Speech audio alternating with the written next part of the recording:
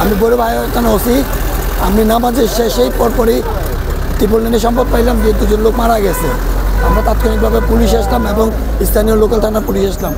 আমরা মানুষের কাছ থেকে শুনছি যে একটা বাসে ধাক্কা মেরে চলে গেছে। তা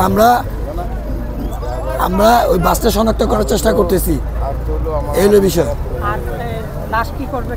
লাশে যে আইনগত প্রক্রিয়া আছে, প্রক্রিয়া শেষে লাশ তার আত্মীয়র কাছে হস্তান্তর করা হবে। উনি কাঁচামালের আসলে তাপস ভাই কাঁচামালের ব্যবসা করতো, আর উনি ভাই বাঙালির মহাজন ছিল, বড় বাঙালির ব্যবসা করতো। একজন ছেলে, ওনার বাপের ঘর একটা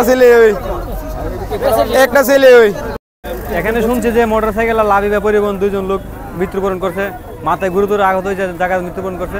তার জন্য রোডে যানজট, দুনো সাইডের গাড়ি বন্ধ, আমরা খুব ভোগান্তিতে আছি আর কি।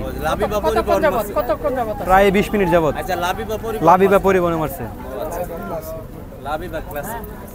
আবার পিছনের দিকে লাভি পরিবহন যাত্রী নামায় গাড়ি দাঁড়ায় সেখানে তারা এটা ব্যাপারের থেকে আসছে, আসার পরে 2টা বাড়ি গিয়ে পড়ে গেছে রুটে, যাওয়ার পরে লাভি বা মেরা দিয়ে চলে গেছে। ঠিক আছে, বরফ থেকে এদিকে, বরফ থেকে ডাকাতি। হ্যাঁ, দুটাই মোটর সাইকেলও লাভি পাওয়া।